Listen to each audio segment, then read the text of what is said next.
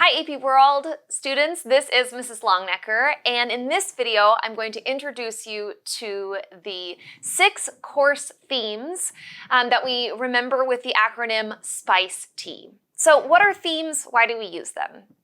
Well, there are a lot of different ways to study world history. You can study world history chronologically, forwards, backwards, chunking things out by time periods. All of that is relevant to time, and that's a good way to study history. You can also study history geographically, either by region or by specific country, and looking at that place and how it develops over time. Another great way to study world history. But when you start trying to do things like compare regions or look at change and continuity over time, it can be helpful to have additional lenses to zoom in on different aspects of world history, and that's where these themes really come into play. The College Board has determined 6 key themes that they think are really important for students of world history to know something about, and so I want to introduce you to those 6 themes today.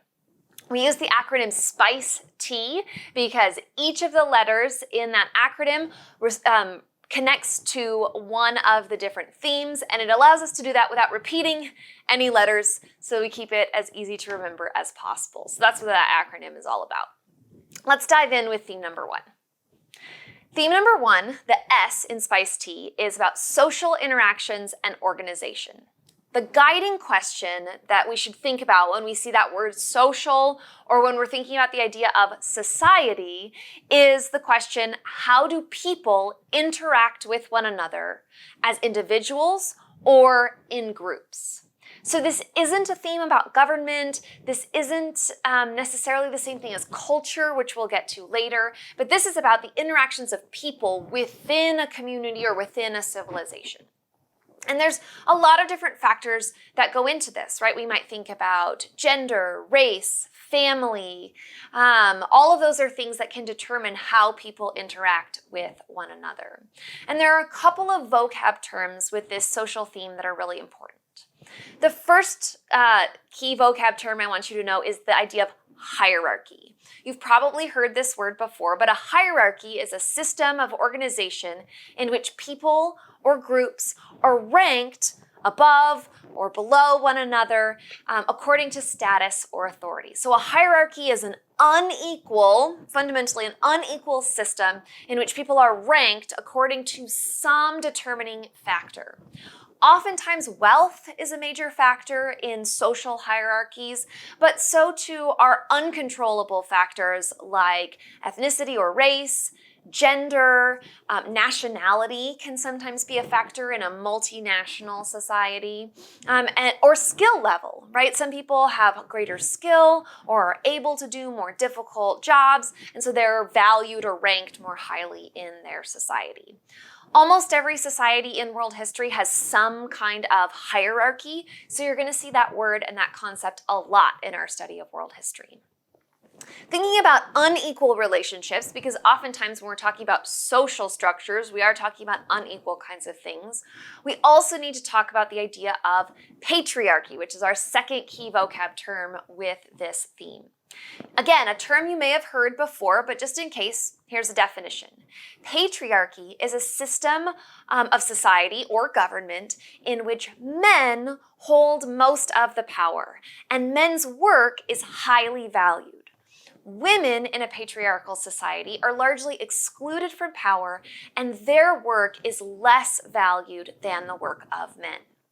Now notice what I didn't just say here. I'm not saying that patriarchy is a system in which men do all the work and women stay home. That's not accurate, and B, not helpful. Patriarchy really is a system in which men and their work are valued above women and their work. Women in every society at all times in world history have done work and done meaningful and important work in world history. But in most societies across time and space in world history, men's work has been seen as more valuable than women's work for a variety of reasons. And it's one of the easy to point to examples of hierarchy or inequality when we talk about social interactions and social organization. So the first theme in our spice tea is social interactions and organization, and it seeks to address the question, how do people interact with one another in groups or as individuals? The second theme that we look at in our spice tea, the P, is about politics or governance. And this answers the question, how do people, including states or governments, gain and exercise power?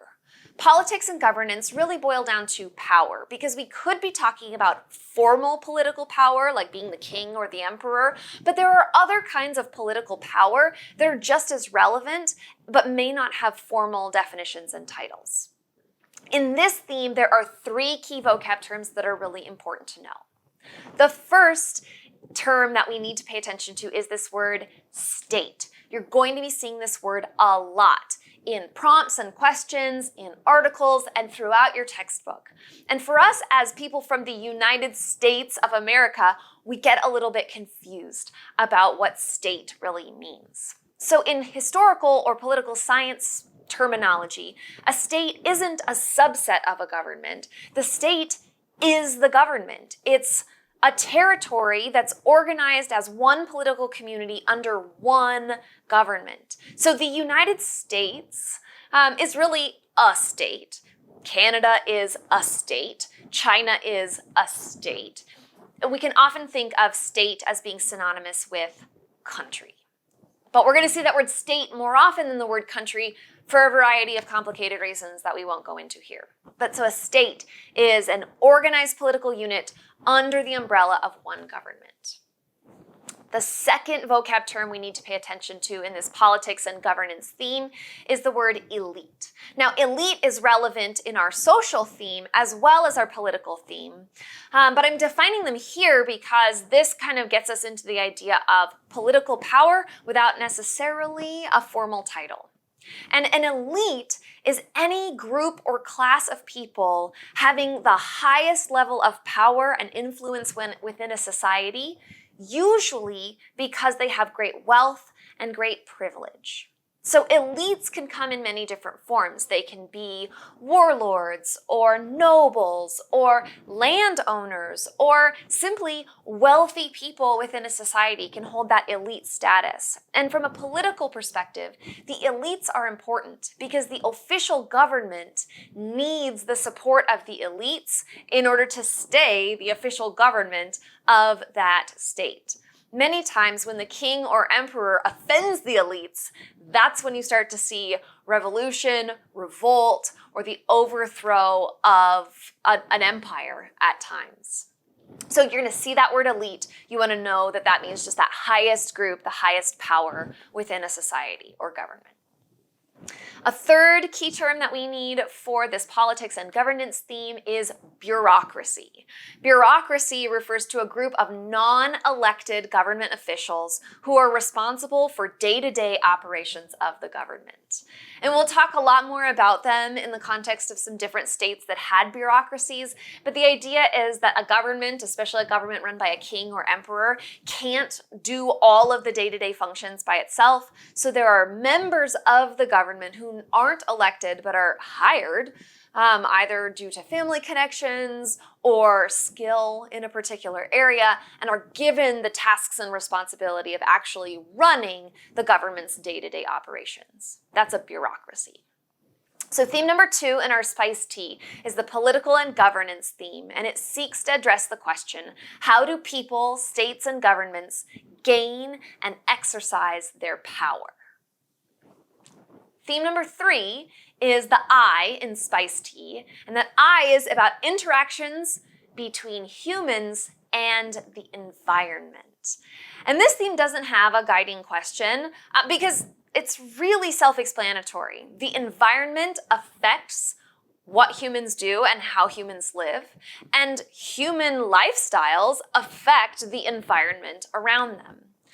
Couple of key considerations, though, that we have to make in this theme. Number 1 are the consequences of those interactions. And sometimes the consequences are intended, we mean to do something to change the environment, or unintended. Human beings do something and it has an effect on the environment, and then they have to respond to that effect as things may change over time. The other piece of this is remembering that environment doesn't just mean the climate, although it includes climate. It doesn't just mean the land, although it includes land and water, but it's really everything outside of human control. So the environment includes climate and land and water, but also things like disease and animal populations and food resources and raw material resources. All of those environmental factors are important for the development of human life and the progress of world history. Couple of key vocab terms, just two for this theme, are migration, because humans may move to new areas and either because of environmental factors or then when they go to a new place, they have to address environmental factors. Migration, different in biology than in history. We're really talking about the movement of people. It may be seasonal, but often is long-term, sometimes permanent. We'll talk about migration and how sometimes it's voluntary, sometimes it's forced, but that movement of peoples is part of that interaction with the environment. The other key vocab term in this theme is demographics. And demographics is a word that refers to the structure of a population. So if you look at a population or a particular community, you can define its demographics by looking at how many men versus women, what are the percentages in a population. And if the percentages are equal, how is that population different than a place where it's skewed towards one gender or the other? Same thing with age or ethnic composition. If you have a population that is all the same ethnic or racial background, how does that population work differently than a population that is very multi-ethnic or multiracial? Demographic is a word you're going to see in AP-style prompts. So I want you to know right from the get-go that that word just means structure of the population and factors relating to the population of humans in a given place at a given time. So theme number 3 in our Spice Tea was interactions between humans and the environment, and we're thinking about the consequences, intended or unintended, of the ways that humans and the environment affect each other. Theme number 4 in our Spice Tea, the C, is cultural developments and interactions. And culture can sound a lot like politics or society, right? Because we're talking about kind of big picture groups of people. And so the way I want us to think about culture, to give it a little different flavor from those other 2 themes, is to address the question, how do people develop and express their beliefs, identities, and values? Culture is all about how people become who they are and what makes one community or group of people different from another community or group of people, or how different communities in different places may share beliefs, identities, and values because of a variety of factors. In this theme, 3 vocab terms or ideas to think about. The first is religion and belief systems, the beliefs, practices, and values that create a sense of identity and community for people, as well as defining their ethics, their morals, and any faith or belief they might have in a supernatural being or a divine god or gods. And that's under the culture umbrella. But also, along with religion under the culture umbrella, includes other expressions of values and beliefs, like monumental architecture. That's our second vocab term. These are large, human-made structures that are used as public buildings or communal spaces, as opposed to private residences. Right? The big spaces that a society or a community creates tells us about their beliefs, identities, and values. A community that builds sports stadiums is expressing a particular value that they hold as really important. A community that builds a lot of churches or mosques or synagogues is communicating an importance that's maybe different from the community that builds large sports stadiums.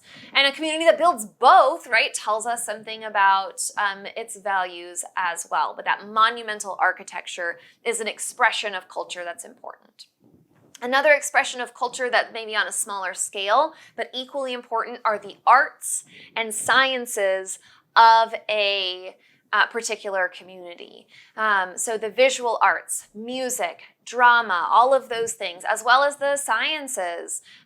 What do people believe about biology? What do they believe about chemistry? How invested are they in the sciences compared to other aspects of knowing and being?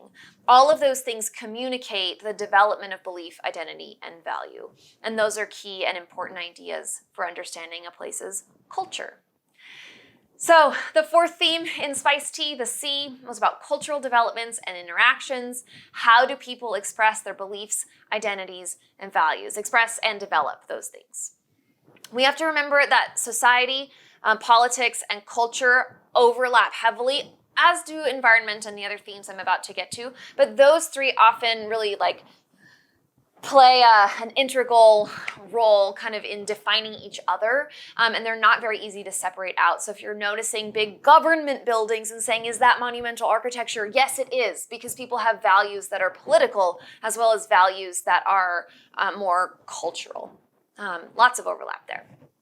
All right, 2 more themes to go. Theme number 5, the E in Spice Tea, is economic systems. So economics, we're talking about money. The question we want to answer, though, is bigger than just money. It's how do people produce, exchange, and consume goods and services? So how do they make stuff? What do they make? How do they trade it with each other? And how do they get what they need in order to live the lives that they want to live? 3 vocab terms in this theme include commerce or trade. That's just activity of buying and selling. And it can be large scale, countries buying and selling to each other. It can be small scale, individuals buying and selling. I like the word commerce along with the word trade because it reminds us that we're not necessarily talking about bartering, although that counts. But money exchanged for goods and services is also commerce or trade.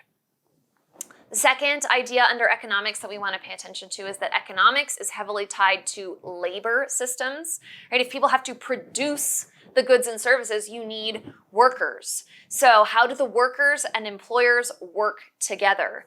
And that can be a wide range of systems, from a system in which there is a contract between workers and employers in which both sides have rights and responsibilities, all the way to a system in which employers have all of the power and workers may not even be considered fully human. They may instead be considered property used by their employers or owners to produce goods and services. So those labor systems, that's a lot of diversity in world history in terms of labor systems. And our third, along with these labor systems, our third key term we need to pay attention to is this word coerced. We're going to talk a lot about coerced labor or unfree labor. And this is work that a person does either for another person or sometimes for the state. There could be coerced labor that a government demands under compulsion, meaning that they do not get paid and they are required to do the work anyway. The most common forms of coercive labor include slavery, something called corvée labor that we'll talk about later, serfdom, and debt-related labor. But this coerced labor is a theme throughout the economies of many places and at many times in world history. So I want you to be familiar with that word coerced because you're likely to see it in a lot of different documents. All right, theme number 5 was economic systems, and it seeks to address the question, how do people produce, exchange, and consume goods and services? All right, last one, theme number 6, the T in Spice Tea, technology. Technology and innovation is the 6th theme. And we're answering the question, what do people create or develop to increase their efficiency, comfort, and security? Right? Humans desire efficiency, comfort, and security, and so we come up with ideas or technologies to help us achieve those things. Now, quick definition of technology. If humans make it, it's technology. So forks are technology. Automobiles are technology. Your cell phone is technology. It's all different kinds of technology, but humans had to make it, so it is technology. And unlike our theme about the environment, there are consequences of the development of technology or innovations. And sometimes the consequences are intended, right? We wanted to achieve a particular goal, so we made a technology to get that goal. And a lot of times there are unintended consequences of technology, positive or negative, or perhaps neutral, that we didn't necessarily see coming until we started using the technology and realized what those consequences might be. So the vocabulary for this is tricky because with technology, the vocabulary can get really nitty-gritty about specific pieces of technology. But rather than do that, I want to give you a word that's really unfamiliar to a lot of people, and then some categories of technology to pay attention to. So the word that people may not be familiar with, but that comes up especially in earlier periods of human history, is the word metallurgy. Metallurgy is important for understanding technology because humans make a lot of things out of metal. It's a really durable good. It allows us to do a lot of different kinds of things. And metallurgy is the knowledge, so the knowledge behind the technology, the knowledge of metals, including how to refine them and manipulate them in order to create tools, weapons, etc. So knowledge of metallurgy and different kinds of metallurgy lead to different forms of technology. Now, categories of technology that you want to be looking for and paying attention to throughout world history include warfare. Anytime you read about warfare, you should be looking for examples of technology. Agriculture, growing and producing food. What kinds of technology lead to the production of more food? Navigation. How do people get exactly where they want to be going rather than winding up way off course? What technologies facilitate navigation?